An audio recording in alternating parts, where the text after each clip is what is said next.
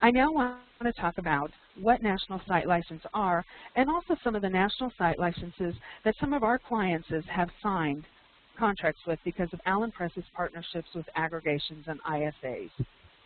ISAs and some aggregators negotiate national site licenses and sell to international consortiums as part of their packages. Currently, there are many different national site licenses that are offered globally. Because of their intimate knowledge of the library infrastructure each country offers, aggregators and ISAs have the ability to negotiate on your behalf to receive the most exposure and royalty for each license sold. They take care of negotiating contracts and collecting revenue, and each license is typically 3 years, and they will collect the royalty annually. The first national site license I want to tell you about is the Chinese National Site License, or the NSTL. This license will provide more than 400 institutions within China access to your electronic content. The second national site license is the Canadian Research Knowledge Network, or the CRKN site license.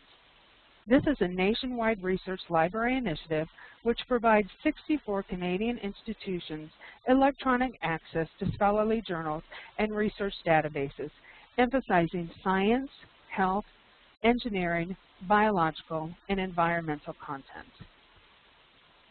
And the last license is the Turkish National Site License, or the TRNSL. This license was negotiated by the Anatolian University Libraries Consortium. This site license includes 125 participating institutions in Turkey. There are over 900,000 users of this electronic content available through this license. Excuse me. So far, I've discussed the benefits and the upside of putting your content out there for scientists to easily access. But I do want to go over some of the pitfalls or items you need to watch for before you sign an agreement to license your content. As you know, when journals were mostly print, librarians could purchase the publication and users would potentially have unlimited access to your journal because it would always be available in print.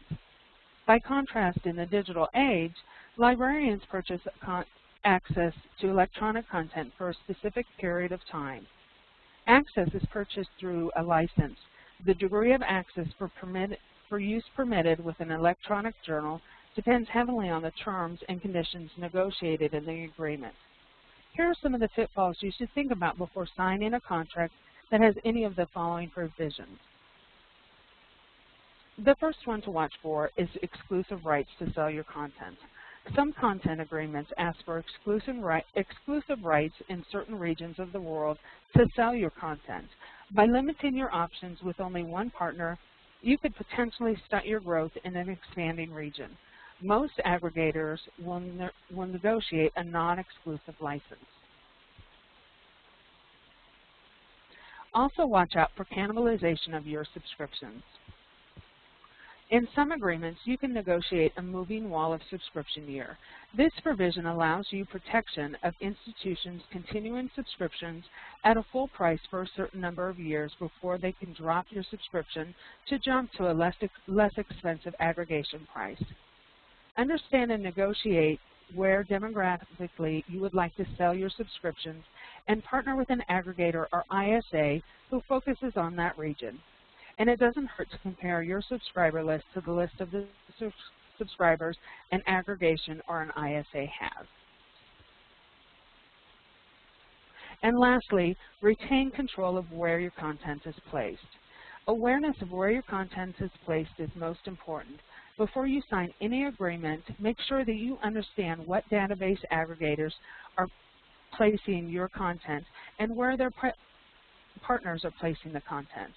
Ask them who their partners are and where those partners plan to post your content. Also make sure that they do not place your content on any database that allows your publications to be open access unless you want it that way. Aggregators will tell you who their partners are, but sometimes you have to ask. One more thing to make sure you are comfortable with the embargo period the aggregator has set in the agreement.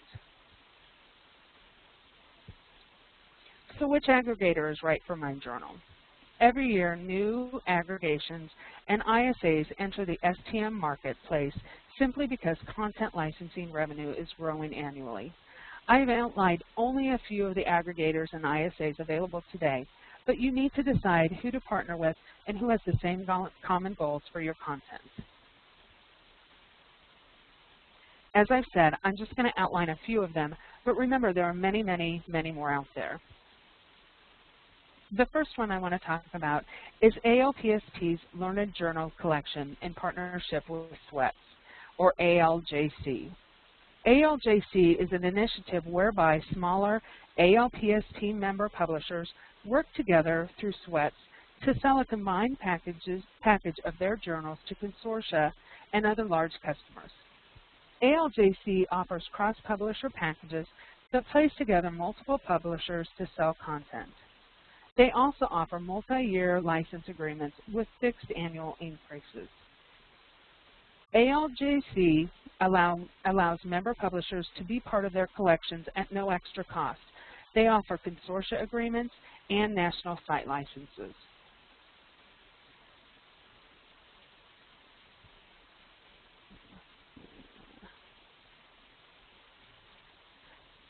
Okay, we're not done with ALPST, sorry about that. The options that ALJC Terms offers are print and electronic sales of your publications, electronic sales only, special consortia sales, and they have 3-year term agreements. Now we can talk about BioOne. BioOne is a global not-for-profit collaboration bringing together scientific societies, publishers, and libraries to provide access to critical, peer-reviewed research in the biological, ecological, and environmental sciences. BioOne offers 3 unique collections. BioOne 1 is BioOne's original collection that includes biological, ecological, and environmental publications. Many of the journals in their second collection, BioOne 2, are internationally based and have not been available online previously. And the last collection is the Open Access Collection, which includes freely available content. Each participating publisher shares in BioOne's financial results based upon each journal's relative contribution to their collection's total size and online usage.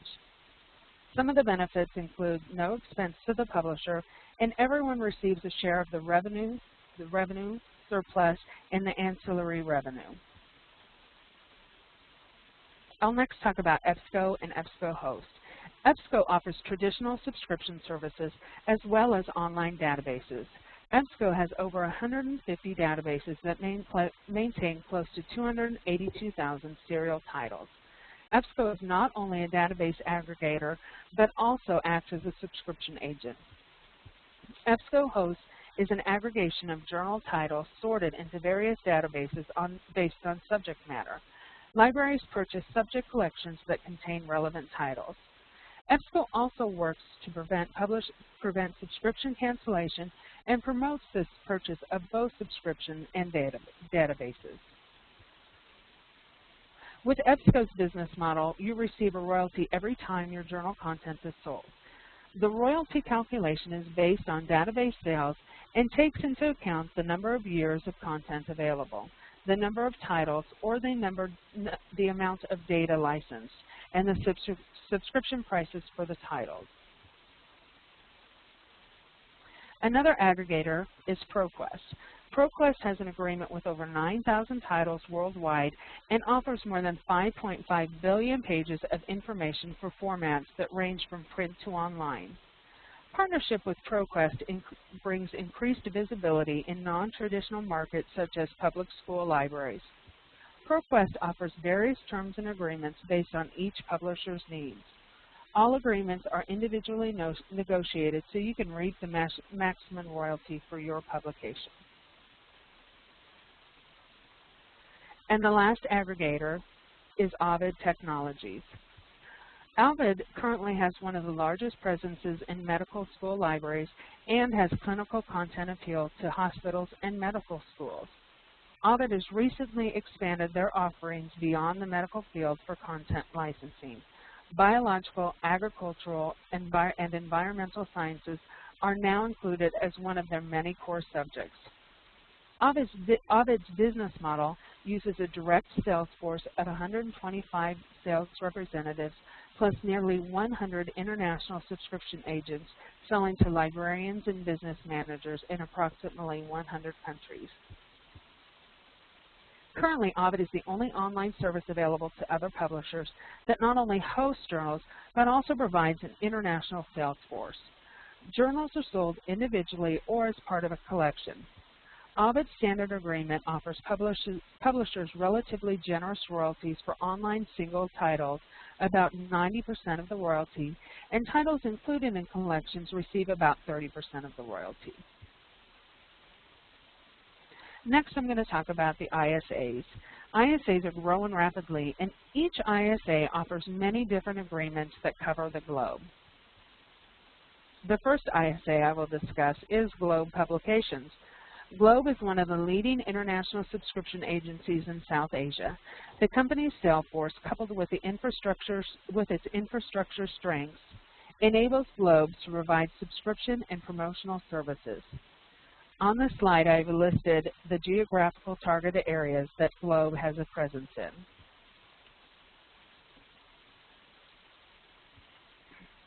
The term agreement that Globe offers is an exclusive agreement with a 5-year term. Globe charges 20% commission for marketing, sales, and subscription handling. Next is iGroup Limited.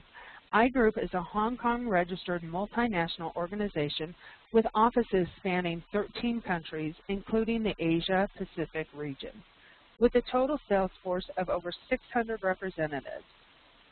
On the next two slides, I have included their targeted geographical concentrations for sales.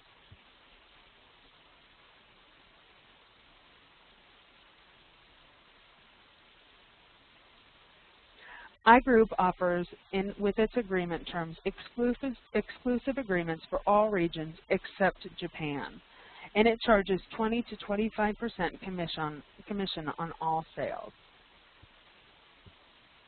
And finally, .lib. .lib is an international distributor with a strong presence in the academic, governmental, corporate, healthcare, and industrial sectors in Latin America. .lib covers all of Latin America. .lib's agreement terms are an exclusive agreement, a 3-year term, and they charge 20% commission for all sales of new subscriptions and renewals.